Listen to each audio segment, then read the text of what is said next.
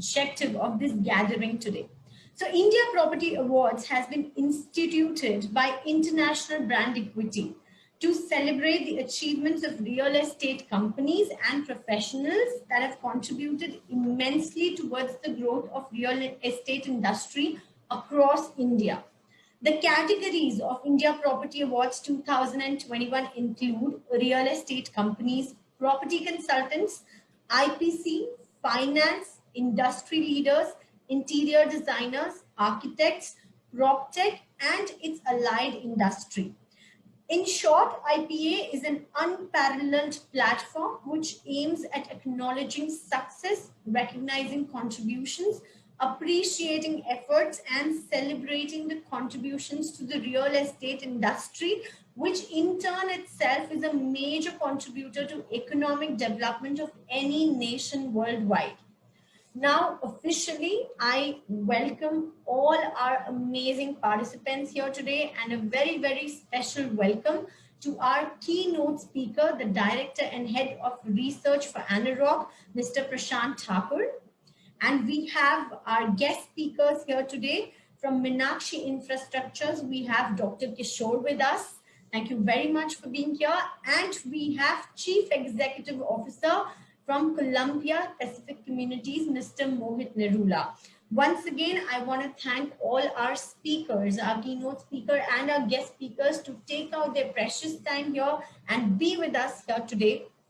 I'd also like to acknowledge the fact that real estate community, though going through so many ups and downs, and 2020 being a huge downfall for all the industries around us, real estate community is one community which has stood together as one unit. And here, as I said, we are once again gathered here today to celebrate all of our achievements. So with this, to start with, let me bring on screen the keynote speaker of the day.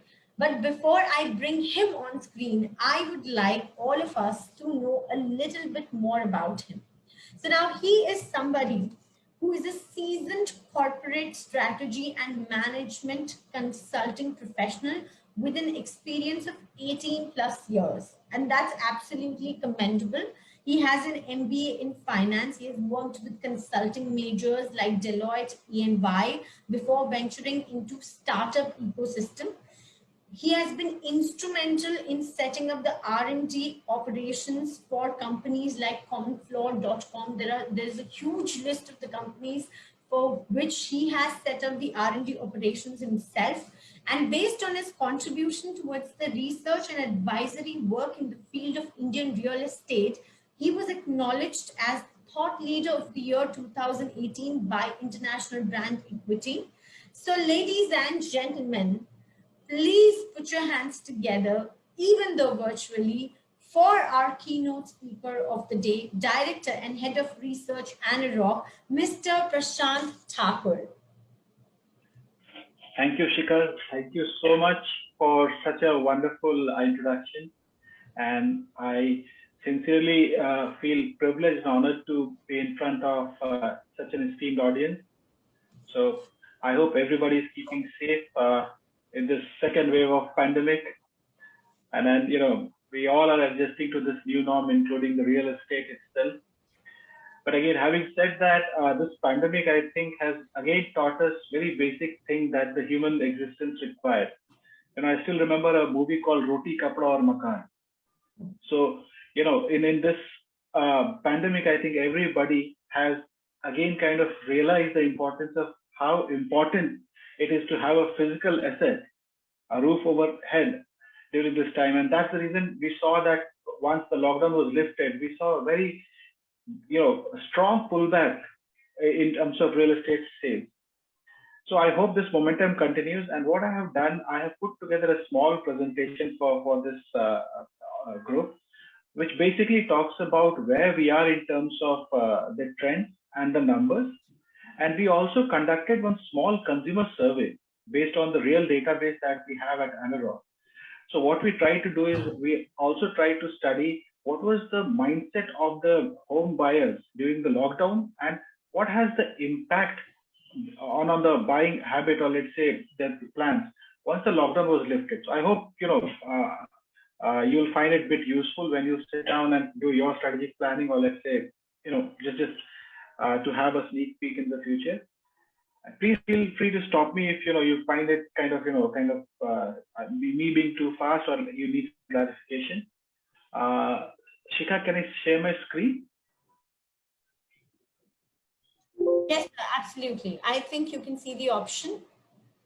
No, but it is saying host disabled participant screen share. So I think you'll have to allow me.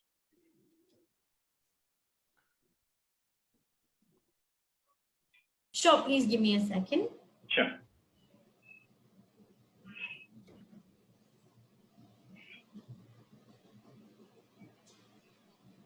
Just make him a host, Shikha.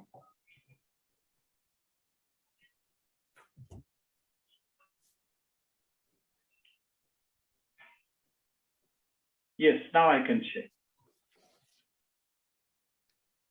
Sure. Now, is my screen visible to everybody? Yes, it's visible. Yeah. So, we all know that our real estate fraternity has been beaten black and blue, not only during this pandemic, but also from last few years because of back-to-back regulatory changes. In my opinion, kind of these regulatory disruptions already slowed down the industry quite a bit, but these were necessary bitter pills for this industry. We have come out more cleaner, more organized, and then more transparent post all these changes like RERA, demonetization, and then Benami and GST. Unfortunately, this pandemic happened, but I think whatever changes that have happened has made us a bit stronger. So just a second. So what I've tried doing is in this slide, a quick snapshot of the journey of real estate, how it has, changed from 2008 and where we are right now. And the same slide I've been sharing with a lot of foreign investors who are looking at India. And one thing I figured out that before RERA and other regulatory changes are brought into the picture, there was an element of distrust when they looked at any investment opportunities in India. So if you look at early 2000, the market was highly unregulated. It was primarily driven by local landlords, and basically the consumers had no resort to kind of raise their concern. Basically, this industry of this scale and size was not having any regulator, which was quite surprising, and which led to many malpractices within the industry, which eventually led to a huge pileup of unsold inventory and a lot of completed projects. So if you see the period of 2008 to 2015, while we saw a huge increase in the number of construction activity happening, prices going up, there was also an element of distrust building up slowly, and the market was kind of trying to kind of brush it aside, but easy money, non-regulatory body led to a huge pileup of unsold inventory, and that's where the regulatory intervention happened. And after 2014, when India government came, a lot of effort was paid on reviving this RERA. And once RERA came in, we saw back-to-back changes happening. We saw many weaker players getting eliminated, accountability coming in. So while it created a temporary disruption, that's where the consumer started to kind of believe in this sector, and that's why I say that this sector will get cleaner. And what also we saw that many corporate players started to enter this market, and consolidation started to happen. So 2020 and beyond, what I expect is a much leaner, much organized, and a much customer-centric industry in place that is well for all of the stakeholders. Real estate, I think, is definitely one of the biggest chunk. Sorry. So if I, this slide tries to compare how the value under construction real estate has gone up. So from 2009, it has gone up from 94 billion to 239 billion, almost 100. Let's say, I think a massive jump of more than 100%. But the point that I want to draw is residential has always occupied the major chunk. Residential, which was 49% of this entire activity in 2009, it has grown to 84% in 2020. So what I want to highlight is that when we talk about the opportunities in real estate, which includes the commercial offices and retail, still the center stage is the residential real estate. And then, India being a housing deficit country, I think all these, growth in economy, the 5 trillion effort that everybody is trying to put in, real estate, especially residential real estate, would be one of the major beneficiaries. Unfortunately, a couple of years have not been good, and this slide basically depicts, journey of real estate from 2015 to 2020 in terms of new launches, absorption, and unsold inventory. So you would see that 2019 was also one of the weakest year in both in terms of launches and absorption. If you look at the sales, it was 39% down, and if you look at the launches are 39% down, and the sales are already 15% down from the peak of 2015, which further went down by 67 and 55% respectively. What I want to highlight over here is that, in my opinion, we have already reached a bottom in 2020, and now the journey that this industry will witness is only upward journey, because as I said, that all those regulatory changes have been implemented. Every system is now smooth, and people have realized that this industry is far more transparent than before. So that's the reason, if you look at this quarter-on-quarter side, which is from Q3 to Q4 2020, the trend line shows a V-shaped recovery right from the pandemic quarter. So this has happened on back of few things. People might ask that what led to this sudden spike in the sales. So if you notice that the affordability has improved, in the last 5 years we have seen a 12% increase in average salary. Can you hear me? Please, yeah. And while the home prices have remained stagnant. So, and then if you look at the home loan rates, they are at rock bottom. And developers have also been very proactive in terms of kind of sitting across the table, kind of offering good schemes and discount wherever required. And the biggest booster dose came from Maharashtra government, which reduced the stamp duty with sunset clause. Till December it was 2%, and till March 31st it is 3%. Earlier it was 5%. So that has led to a both demand side as well as supply side streamlining of the entire industry. One interesting thing, as I mentioned, that consolidation started to happen right after RERA came into picture. This slide depicts that. If you look at FY17, listed developers hardly occupied 6% of the overall sales happening in the industry. Now, if you look at the other players, it was huge. Others basically represent the unorganized sector. Now in FY20, the listed developer share has gone up to 14% from 6%, leading unlisted developers who are quite big and very, very well established players but not listed. They have also seen a good jump, and then they have eaten into the share of unorganized players. So that's where the consolidation is quite evident, and this is going to go further deeper. So in my opinion, when I said that we are looking at a much more organized, much more corporatized kind of industry, this is where that data point comes. One question people have been asking, that will we see further decline in price or prices increase? So in my opinion, I think there is hardly any possibility of prices going down. We might see some gradual price increases in few quarters away from here, and not because developers will increase the price, because unsold inventory is coming down. There has been a very concentrated effort of bringing down the new launches, and the input costs are rising. So somewhere I think the developers will be forced to pass on these increased costs to the customers because they're already operating at a very wafer thin margin. So I'm not saying that from immediately next quarter the prices will go up, but sooner or later this will start to happen if we continue to see such kind of momentum. God forbid that if this second wave of pandemic takes a uncontrollable shape, things might things look to start to look a bit shaky. But if the sales continue, I think we are on a firm footing for a better future. So this slide basically highlights how MMR, which is Mumbai Metropolitan Region, has always occupied the lion's share in launches, and it is because of RERA being into place quite early, and one of the most efficient implementation has happened. And Hyderabad during this year saw good increase in supply of 16%. The shift has been clearly towards more of affordable and budget segment.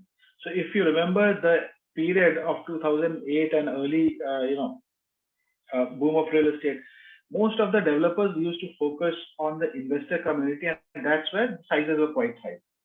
But right now it has shifted quite towards budget and affordable segment.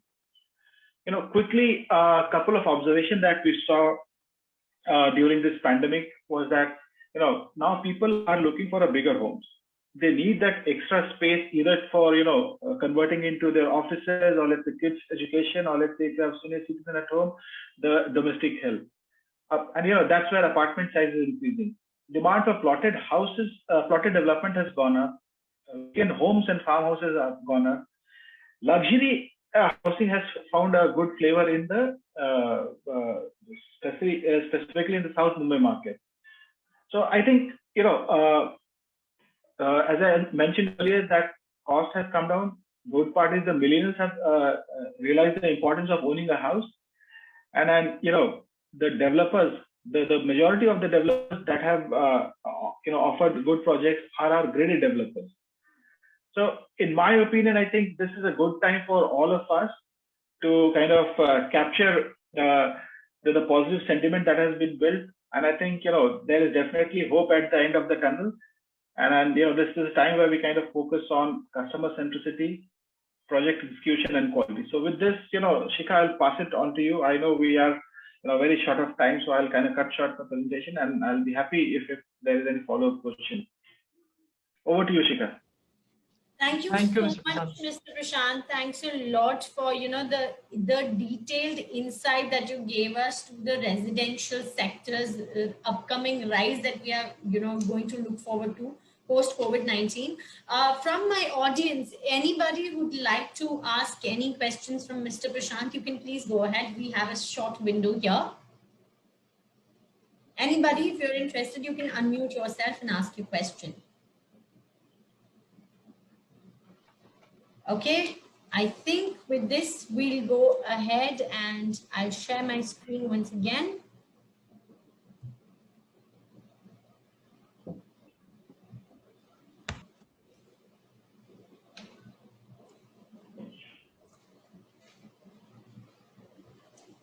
So, okay, with this, I would like to introduce our first guest speaker for the day. Now, he's a person who is a corporate finance professional with 25 years of experience. He holds PhD in finance, MBA, MCOM, LLM, and ACS. So the list is a long one, and obviously he's a rank holder in many of these. And he's an expert when it comes to, project finance, PPP projects, corporate finance, and all. Now, he's been associated with a long list of companies, some of them we can say Ocean Sparkle, Make Raj, Mahalakshmi, Meenakshi Groups, and served as director and committee member of several of these companies. He received several Best CFO awards, including from Economic Times ET Now Awards, and he has addressed various fora in many countries, published a number of articles, guided more than 500 research projects, and been championing for the cause of financial literacy through a social venture named FLAI. And that is none other than Dr. Kishore of Meenakshi Infrastructures. And today, when we talk of real estate, the real estate projects are mostly about project structuring and funding structure.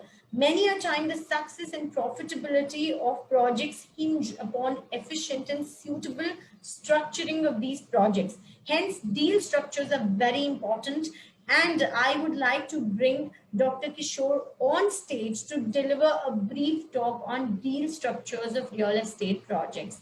So, Dr. Kishore, please, over to you. Thank you, Shika, for the nice introduction. So you may give me access to the share screen. I think you already given.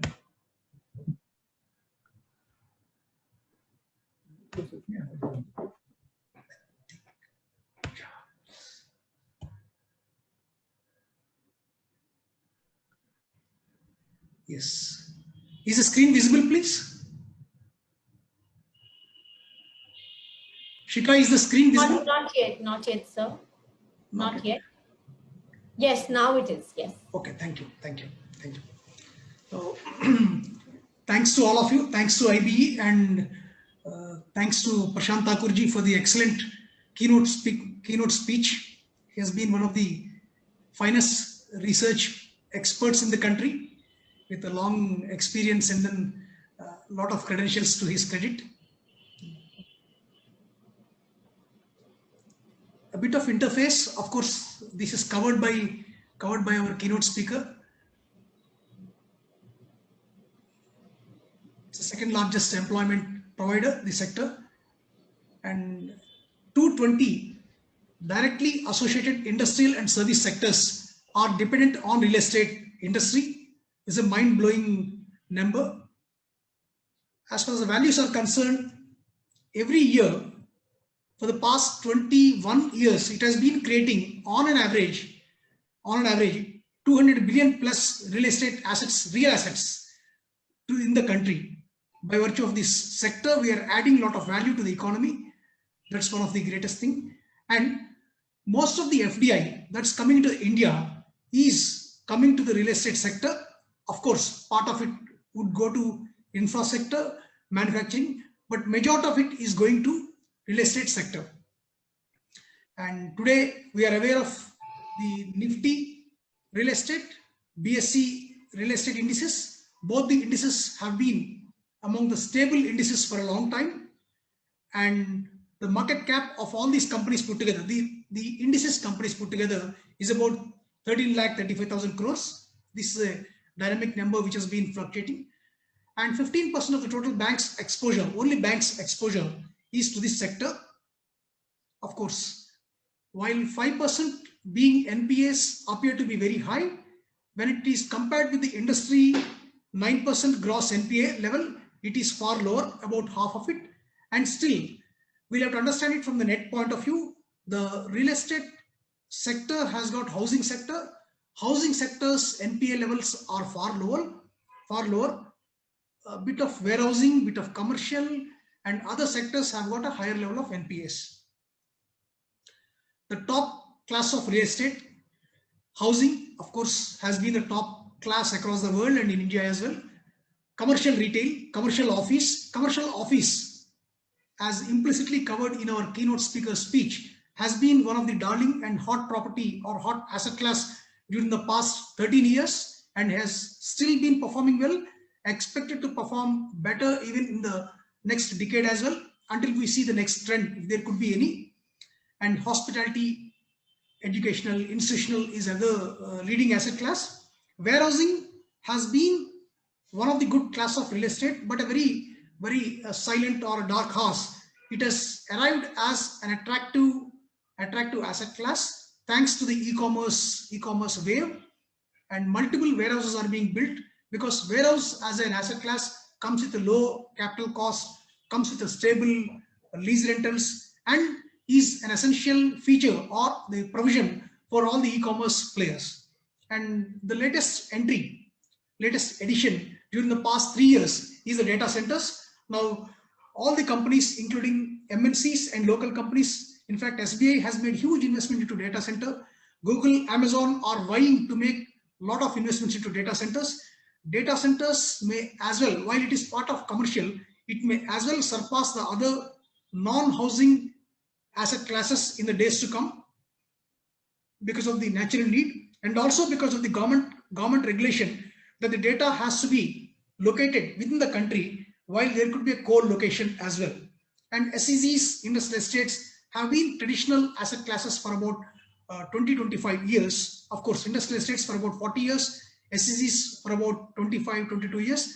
Now these two asset classes have been a bit slow, therefore we have put them in a lower font. They are self-serving, self-explanatory titles, but still we'll just touch and then we'll move on to the actual deal structures. The non-debt funding sources, pre-launch customers for good names like Godrej, Mahindra, etc. Pre-launch investors who invest and see cash out over a period of time once the project moves on and it gains the traction. Bookings on the launching day, of course, it could be mostly the consumers who would purchase it. Subvention schemes, as rightly highlighted by our keynote speaker, are now off for the past 2 years, but there are private subvention schemes which are still operating, of course not so efficient as they were earlier, and also the cost trade-off what developers are enjoying with these unorganized subvention schemes aren't attractive. Therefore, I wouldn't say this as an attractive funding source for the developer, but someone who is stressed can still look at it because it is a part of organized and unorganized than purely unorganized, which has higher cost of capital. And internal accruals, of course, it doesn't need to be stated, it's always there. Promoters equity, wherever there is an additional equity, like in case of Godrej Properties, they've been bringing additional equity wherever required.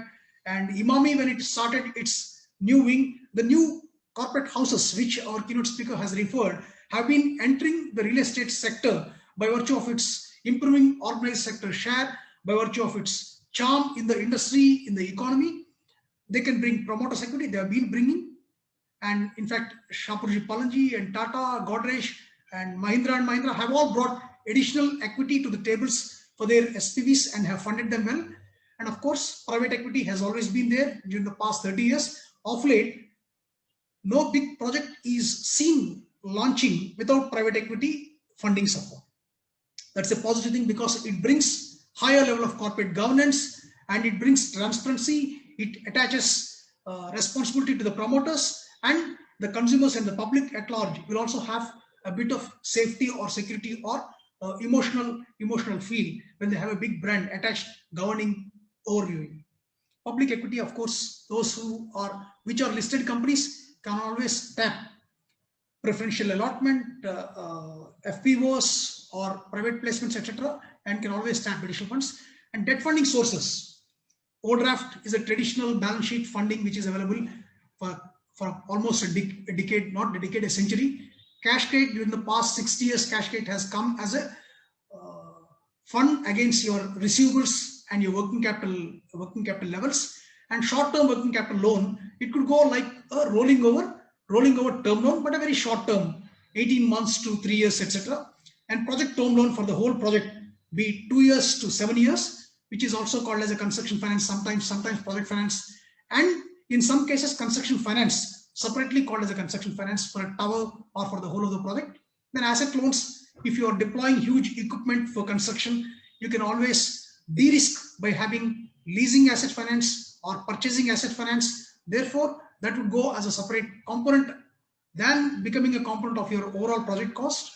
And non-fund based limits like your BG, letters of credit, and buyer's credit, supplier credit, etc. for your key raw material components. And more particularly, when you are importing any materials like HVAC equipment, plant, then elevators, or maybe the STP, WTP technology based plant, then you can look at the non-fund based limits also, which stand to support your monetized limits.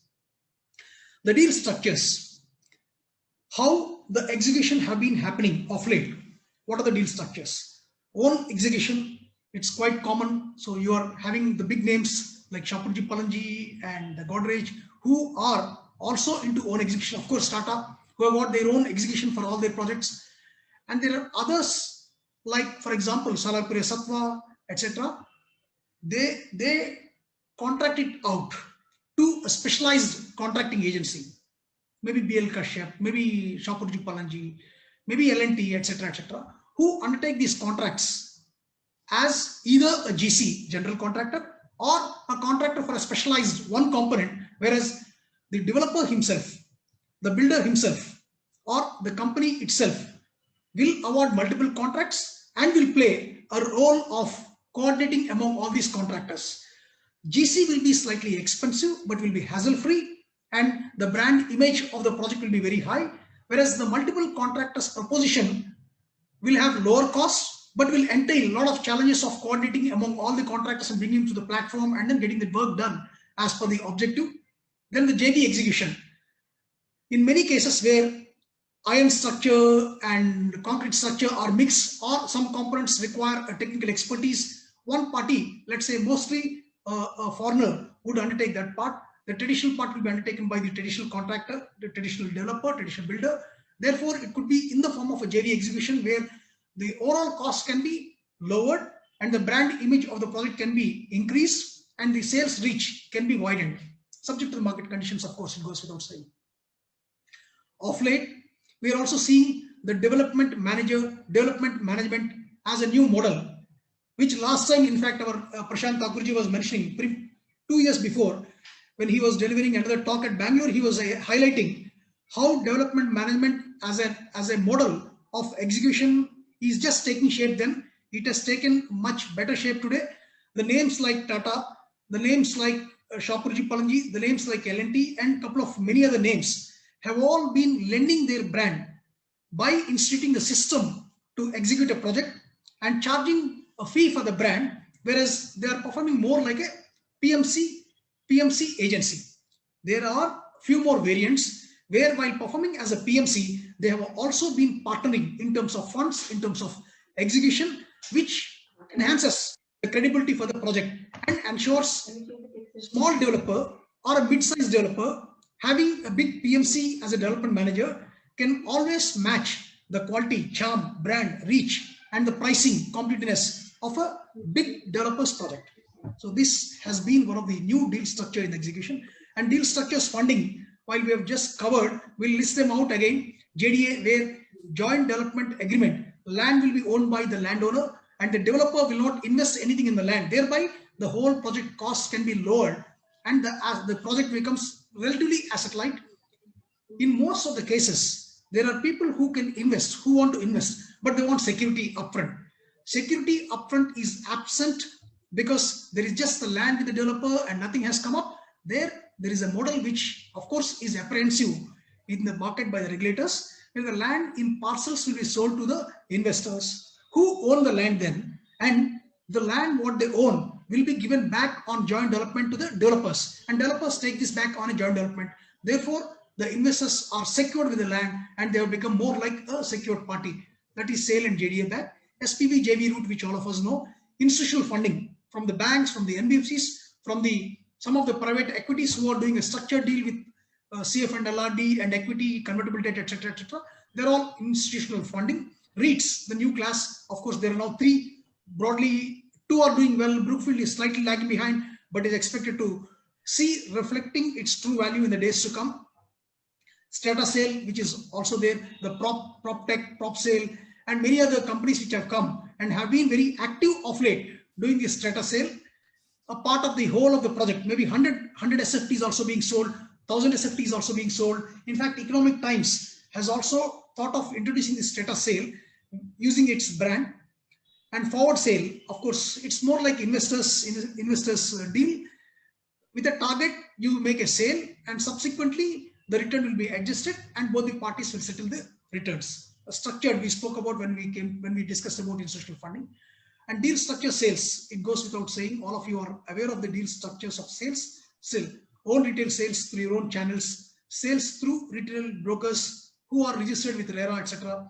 And community sales where you go and speak to an IT company, big IT company, or a big public sector company, autonomous company, and hold meeting and then convince them, invite them, then start the project, or having started the project, offer them discounts for group bookings, and then see a large chunk of sales moving, albeit at a discount, but big lot will move and will give you upfront funding or timely funding.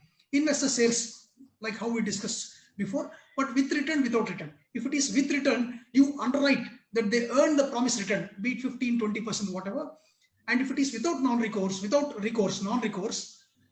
underwrite. If there is a profit on the higher side, they make it. If there is a loss, they make it, they meet it. And a mix of the above. This is the deal structures. I would have rushed it a bit, I'm sure.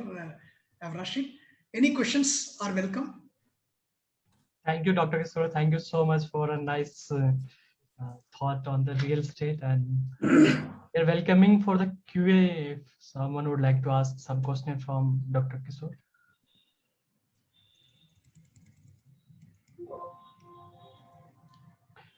Okay, Sika, you can continue with. Thank you very much, Dr. Kishore, for all the insights and the acquaintance that you gave us regarding these structures. And now let me bring to all of us the next guest speaker for the day.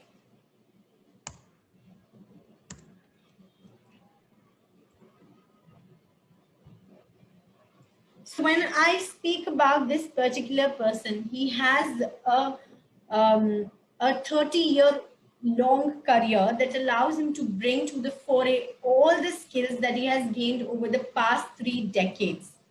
A vision that he has created, a culture that he's nurturing, a mission that he's worthy of.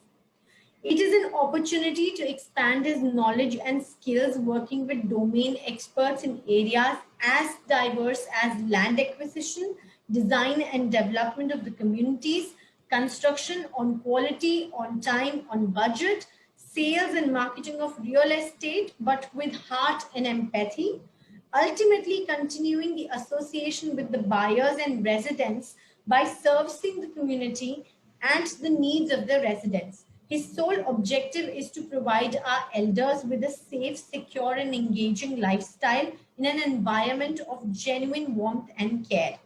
So bringing to all of you somebody who has had vast experiences and is here with us today, the Chief Executive Officer for Columbia Pacific Communities, Mr. Mohit Narula. Welcome you, Mr. Mohit. Thank you so much. I'm really sorry.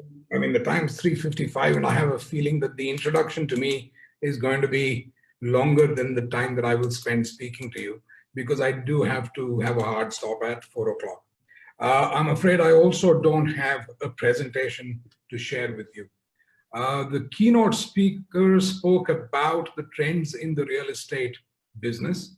And then Dr. Kishore, of course, told us a lot about how we can go around organizing funding. And what I'm going to do is pick up bits from both and then talk to you a little bit about the sector that I represent.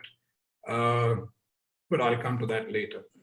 I know Anurag's kind of put out there a Q-on-Q growth and a Y-on-Y growth. And the percentages are extremely impressive sounding. But I mean, I'm probably older, definitely uglier than all of you over here. But the fact of the matter is there are 2 ways that you can have great quarter-on-quarter growth and year-on-year growth. One way is to have great quarter-on-quarter growth, and the other is to have terrible past quarter and terrible past year, and you will still look very good on percentages on growth. I'm not so sure as to whether the green shoots that we see are just a consequence of terrible past years and past year and past quarters, and whether it is genuinely a trend that we will see, as Prashant said, and I hope he's right, a V shape and does not become a W or a Y thereafter. So I'll hold my judgment on that till we have a really tick marked going upwards for 3, 4, 5 subsequent quarters, because at this point in time, like they say about statistics, what they tell you is good, but sometimes what they hide is vital. I'll leave the other bits out. So that's my take on the real estate sector. And yes, residential drives it a lot. Prashant said it's almost upwards of 80%. But you know, there is a saying that any business which loses 10% of demand ends up being disrupted. And if you were to think of what's happened to the luxury segment of the residential space, what the last 10 months might impact on office space, with people kind of realizing that maybe we don't need as much as we have taken, with what is happening with retail and the shift from brick and mortar to digital, and what is happening with hospitality, with travel in itself to corporate destinations being questioned, I'd hold on to what real estate will be like 3, 4, 5 quarters down the line. So I'm hoping that the green shoots we see will go on to become trees, but I'm going to hold my judgment for another few quarters for that to kind of substantiate itself. Dr. Kishore told us about the 6 or 7 sectors within this, and I was delighted to see that the sector that I represent was not in that, which is communities designed for seniors. And why I was delighted to see that I'm not in that is because we are not a real estate solution. People who come to us are already living in their best homes. They are coming to us because they want a lifestyle that is not available to them in their current homes. They want a solution that will be good for them today when they are 55, and it will be good for them when they're 95. So the people who are coming to us for the services that we provide, and those services are about a hassle-free day-to-day living where anything and everything that they need on a day-to-day basis is fulfilled to them and delivered to them by the service provider, which is us. They come to us so that their health needs, as they exist today at the age of 50, and as they will change over time as they grow to 100, God willing, are also catered to them by us as part of the healthcare support that we provide. But in order to get this, the solution available to them today is to buy a home in the community. So to that extent, we become real estate. So we are actually 1/3 hospitality, 1/3 healthcare, and 1/3 real estate. And we will never be the millions of square feet that warehousing or resi or commercial or retail will ever be. That having been said, if you were to look at the demand demographic for our category, everybody loves to talk about millennials. But remember, they have changing tastes and not very much money. So the only demographic which is growing in size as life expectancy goes up, as medical care becomes more accessible, with declining death rates and declining birth rates, the only growing demographic in the country is seniors. The only demographic in the country which has both the time and the money is seniors.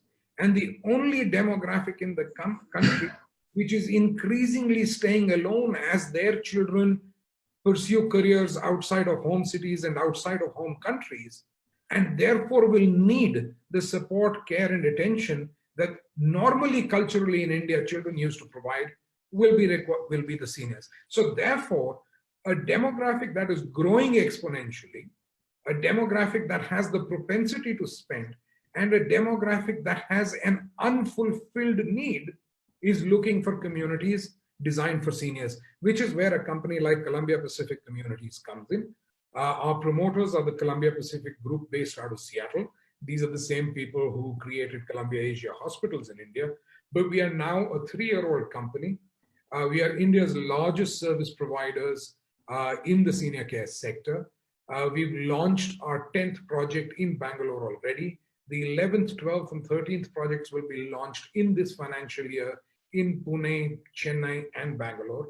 And hereafter, we are going to be launching at the rate of 4 projects every year, forever, God willing, in order to serve the seniors. And what demonetization did for digital or digital money My sense is, having been now in the business for the last 3 years, this experience with COVID has done for the senior living space.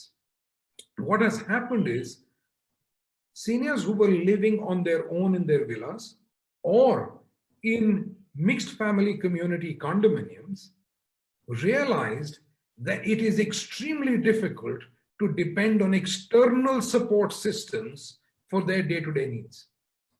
Their children living all over the world realized that they would much rather have had a single service provider looking after everything. And therefore, they also would have been much happier having their parents being part of a community which is designed for their needs rather than on their own.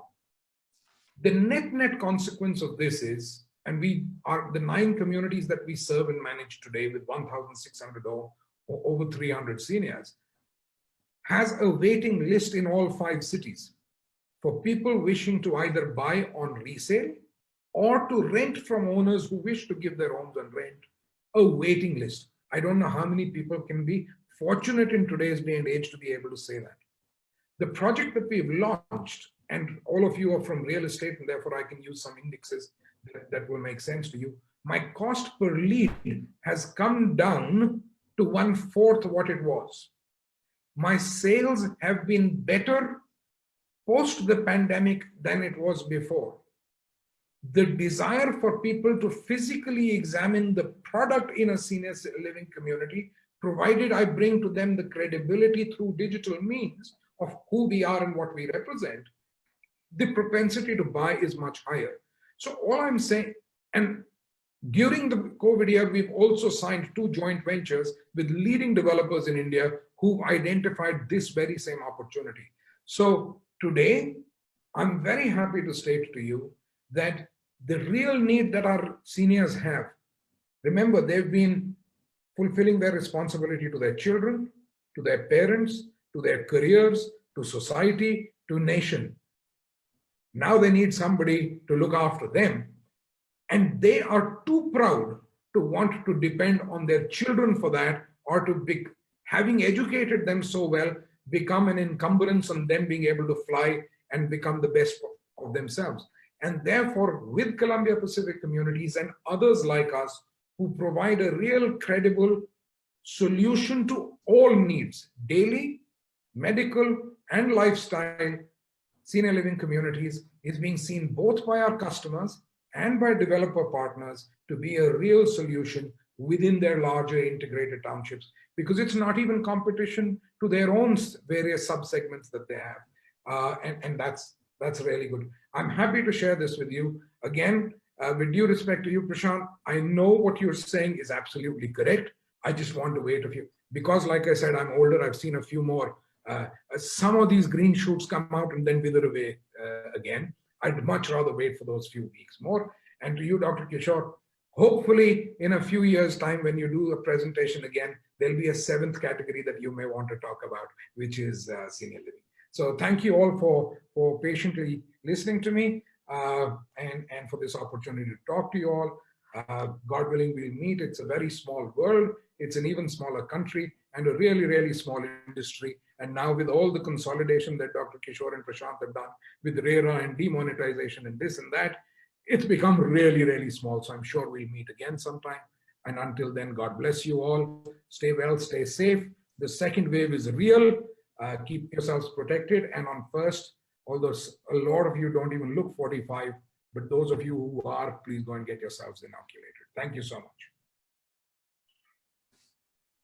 Thank you very much, Mr. Narula, for those words of wisdom. Basically, I'd like to thank you from all our sides for coming forward and working on the living sector for the seniors, especially in real estate, because that's something that is not looked into as of now, has a lot of potential. Thank you for giving us all those insights. It was great listening to you. And now is the time that we go ahead and acknowledge those who did not let the external situations affect them in the last 1 year and still managed to bag the awards in the real estate through their achievements.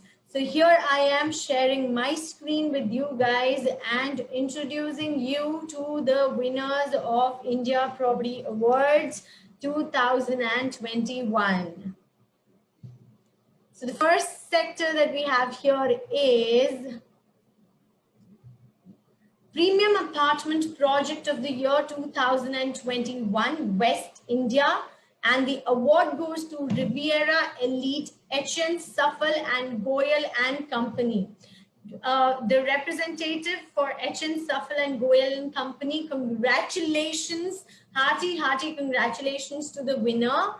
And virtually we all are clapping for you. If you have a representative of yours here, we'd love to hear from you how you feel about winning this award in one of the toughest times of our lives. Do we have somebody from HN Safal and Goyal?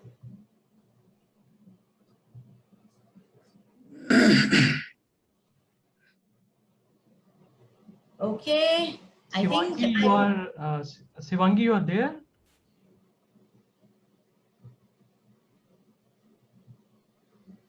Do we have Shivangi here? Just can you ping her? Yes, we have Shivangi. And I have requested her to already unmute herself.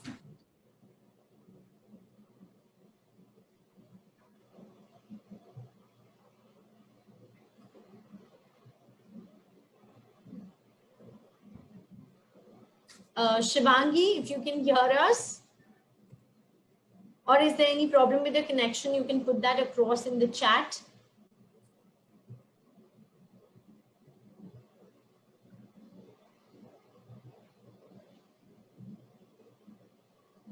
I think sort of we should be moving forward.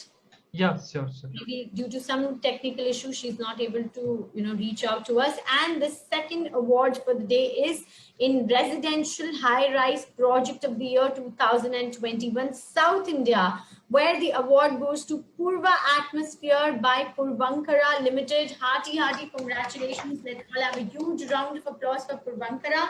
Can we have a representative from Purvankara here? We'd love to know how you feel about receiving this award right now.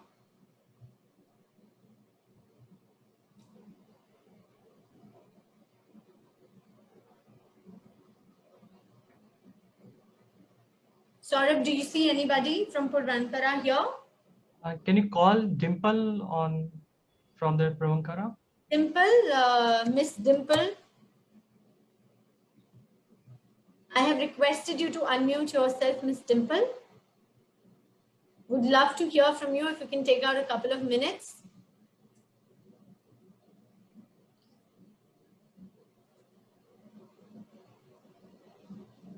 Okay, continue. We'll give chance at the end of this talk about.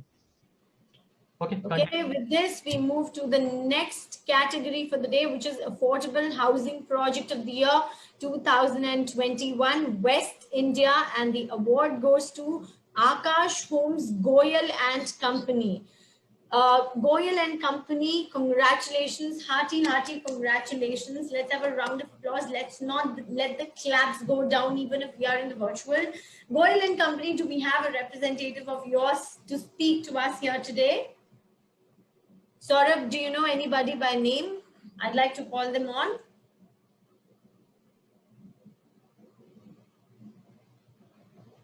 All right, so I think we will be connecting with you guys in a bit.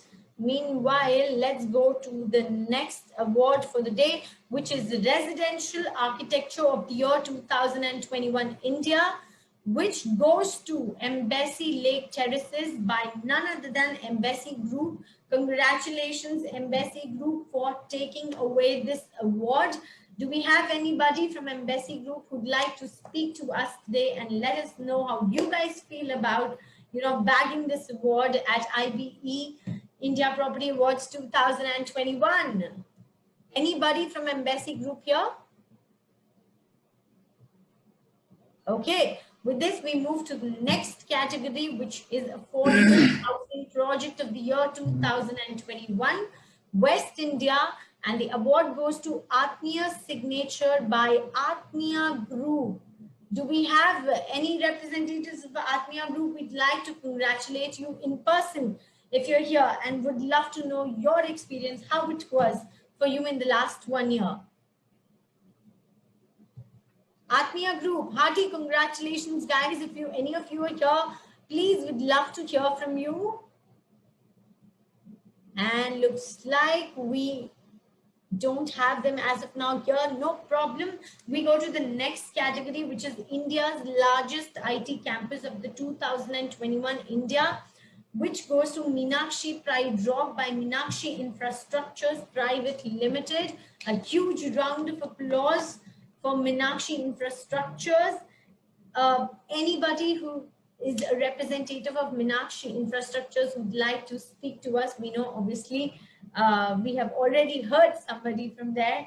Dr. Kishore, would you like to, let us know how you feel about this? Yeah, thanks to the jury. Thanks to the jury. This is India's largest non-captive IT campus, facilitating close to 50,000 plus employment opportunities, and has been one of the most tracked project by policymakers, by industry, and by experts. So we are thankful to the jury for giving this award, and thanks to you and the chairman and other team at IBE for this nice privilege to us. Thank you very much, Dr. Kishore. Thanks a lot, and congratulations once again to you and your whole team for bagging this award. And now the next category that we have here with us today is Community Living of the Year 2021 India Award, which goes to, I'm so sorry, apologize for the miscommunication. The award for Community Living of the Year 2021 India goes to Embassy Boulevard by Embassy Group. Once again, if there's anybody from Embassy Group here, please join us. We'd love to hear from you how it feels like bagging 2 awards on the same day in the same show. And we move ahead, and the next category is Emerging Developer of the Year 2021 South India, where the award goes to the Formist Group. Congratulations, hearty congratulations to the Formist Group. Ladies and gentlemen, give it in for the Formist Group. Do we have anybody from the Formist Group who'd like to communicate with us, who'd like to let us know how you feel about this award? Yeah, thank you. Thank you for the award. That's very kind of you, considering that we are coming out of a pandemic and knowing how difficult the real estate sector has been in the last couple of years. So it's a boost indeed to have been recognized like this at such a forum. Thanks a lot. Yeah. Thank you so much, sir. Thank you, the Formist Group. Hearty, big congratulations to you guys for making it happen. And now the next category is Developer of the Year 2021 West India. We are looking at a luxury residential project which goes to iDoodhwala Group. iDoodhwala Group, once again, hearty congratulations to you guys. Do we have anybody who can let us know how you made it happen in this year of pandemic over here from iDoodhwala Group? Yeah, well, thank you so much, juries. So pandemic was a really tough time, of course, but we were kind of lucky to sell one of the project, which was we almost sold 90% of the inventory in the lockdown. So I guess this is one of the privilege, receiving the award over here, and I look forward to more such awards from IBE for sure. Thank you so much. Thank you so much for your inputs, and hearty congratulations to you guys once again. Keep it up, keep rocking. And the next category that we have is Developer of the Year 2021 South India Apartment Development. The category is, and the award goes to MAIA Estates LLP.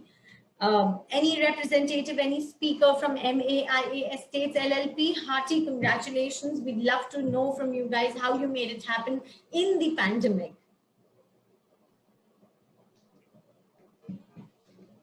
Ladies and gentlemen, keep the claps coming in. And with this, we move to the next category, which is Developer of the Year 2021 South. The category, the subcategory is plotted development, where the award goes to Sizzle Properties Private Limited. Congratulations, Sizzle Properties Private Limited. You have sizzled 2020 completely. So anybody, any representative from Sizzle Properties over here with us today? Okay, we move to the next award, which is Developer of the Year 2021, and a very important category, that is Sustainable Development. And goes to, You should take. We'll answer yes. which goes to Akriti Properties. That's the spirit. That's the spirit. Guys, congratulations. Congrats, team. Congrats. Thank you. Thank you. Thank you. So can we get to hear from some of the team players how you guys made it happen over there? Sorry, can you come again, please? How did you guys make it happen in the pandemic with, you know, the team spirit, keeping alive the team spirit and working hard towards bagging one of these, you know, awards out there? Yes, it definitely goes to the team and the hard work. And we've been really looking forward to this and working with a positive attitude, looking for the comeback that's happening in the industry. So the credit goes completely to the team for their hard work and for their optimism and the trust in the industry as well. Thank you. Thank you. Thank you. Thank you very much for coming ahead and working so hard and winning this award and setting an example for all the people like us out there, that no matter how the situation is, we can still make it really big. Hearty congratulations to you guys. And we move to the next category, which is Developer of the Year 2021, Pune, West India, which goes to Gera Developments Private Limited. Congratulations, Gera Developments. Any representative of Gera Developments whom we can hear to today?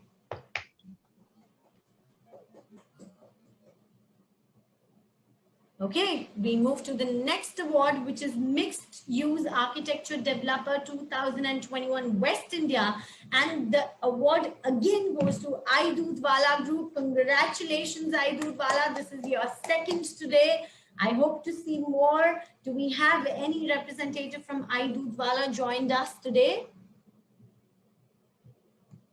Okay. The next category is Developer of the Year 2021 West India, and it goes to Oberoi Realty Limited. Congratulations, guys. Hearty congratulations for making this happen. If any of you are here, please unmute yourself. We'd love to know how you made it happen in this tough time of pandemic. Anybody from Oberoi Realty? Okay, not really. We should be having them here maybe later. For now, Developer of the Year 2021 South India Award goes to Provident Housing Limited. Congratulations, Provident Housing. There are a lot of claps coming in for you guys. Anybody who we can speak to from Provident Housing? Okay, so the next category is Developer of the Year 2021 Sustainable Development, which goes to MAIA Estates LLP. Congratulations, MAIA Estates, once again. Hearty congratulations. If any of your representatives are here, we'd love to know from you guys. Okay. Is there a repeat? I feel No. It's okay. You not repeat. Okay. Yeah. Developer of the Year 2021 Plotted Development again goes to Akriti Properties. I'm waiting for you guys to, you know, go for some lot of cheers. This is very happy to see you guys sitting in one position. Now you have to tell me. See, winning one award is absolutely a teamwork. Winning 2 awards in the same ceremony. How did you guys make it happen? That's also absolutely teamwork. It's my team's dedication, commitment, and hard work, which is what has got us to where we are today. Absolutely brilliant. It's wonderful to know that this team is there working so hard day and night in tough times as well. Next category, quickly moving to Campaign of the Year 2021 India Real Estate, and the award goes to COVID Campaign Embassy Group. Of course, it should go to COVID Campaign Embassy Group.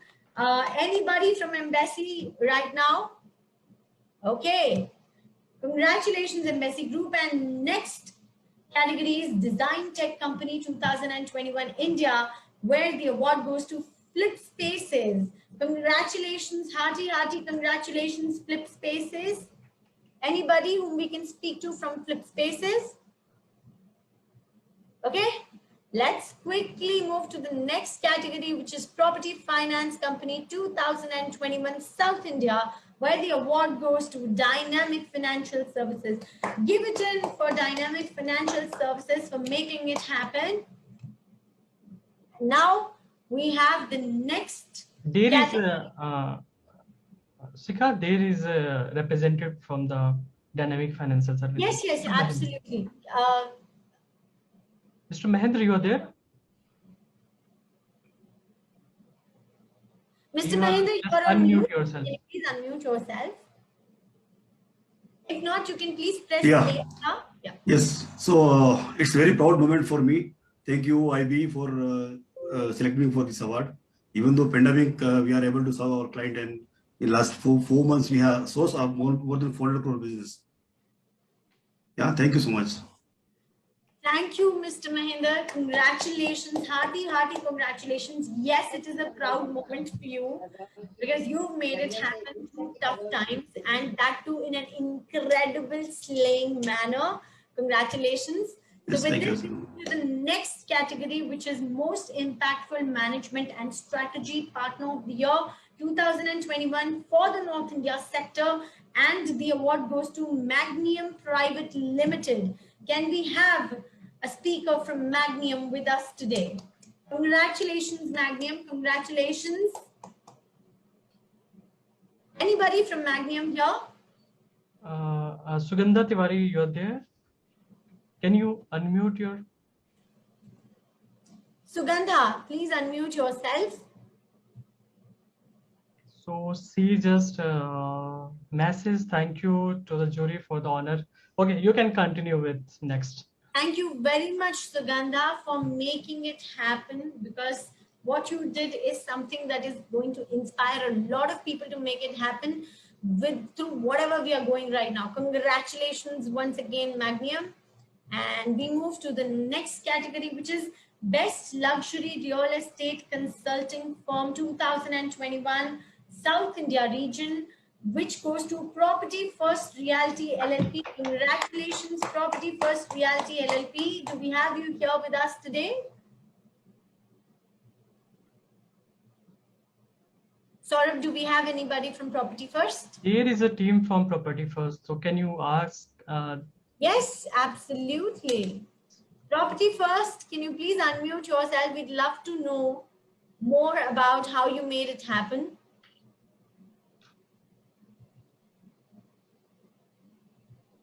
Anybody from Property First who wants to come ahead and talk to us?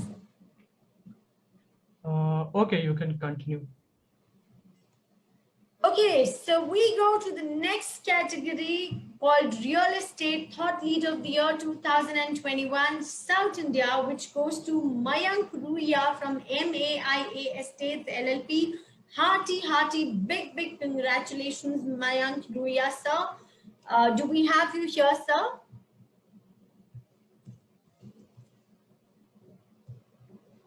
Not Yeah, really. We can definitely get a chance to. Sorry, Saurabh? Yeah, please continue.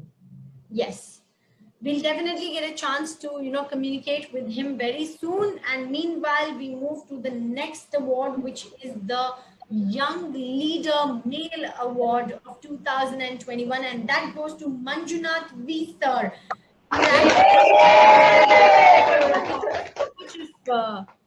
Can we communicate with Mr. Manjunath V, please? Hi. Congratulations, Mr. Manjunath, sir. We'd love to know how you're feeling and how you made it happen to become the young leader in times like these. I would like to say that is not one Manjunath, that is both the Manjunath. So here is Manjunath HR. So we are both promoters of Akriti, and he's been backbone of Akriti. And with his inspiration, team support, we are here. I think this recognition should go to Manjunath HR basically. Yeah. So yeah. I would like to thank IBE for the support and recognition.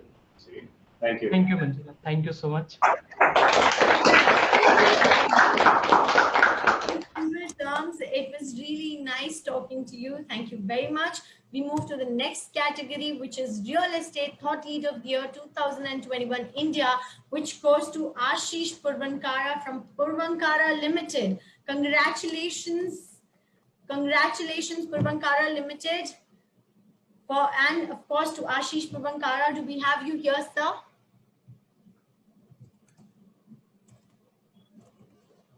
Okay, we move to the next category, which is the Real Estate Research Leader Award 2021 India, and that goes to none other than our keynote speaker for the day, Mr. Prashant Thakur, sir. Congratulations, sir. Congratulations. Thank you so much. Thank you so much. We'd love to hear from you how you are feeling about it.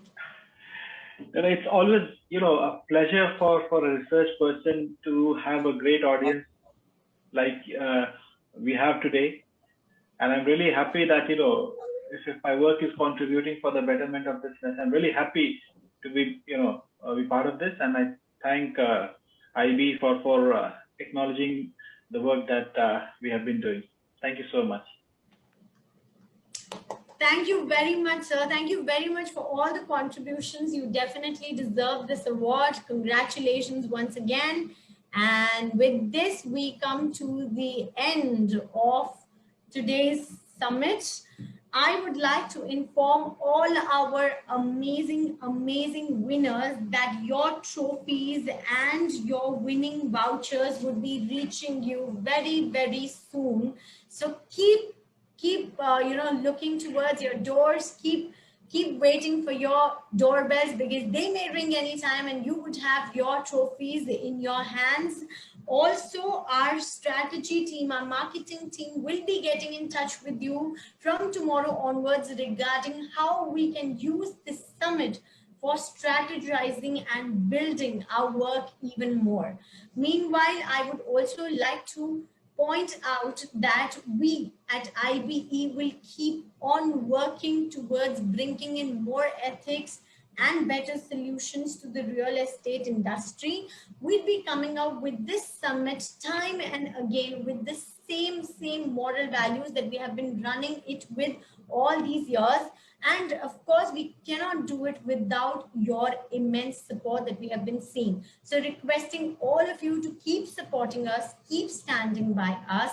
And I would like to thank each one of you present over here today, especially our keynote speaker and our guest speakers, and above all, each and every participant, our winners, also to be here today who came up front and shared with us how they are feeling about it.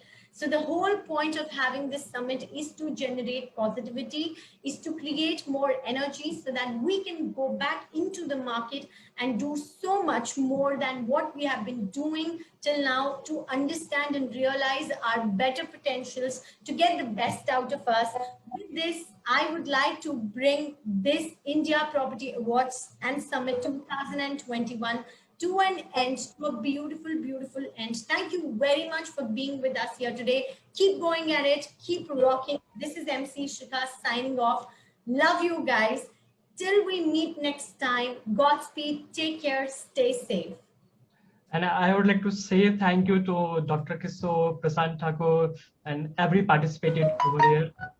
Thank you guys. So thank you for the support, and we will meet next year. Thank you. Thank you. Bye-bye. Thank you, Saurabh. Thank you so much for organizing this and bringing all of us together. Thank you.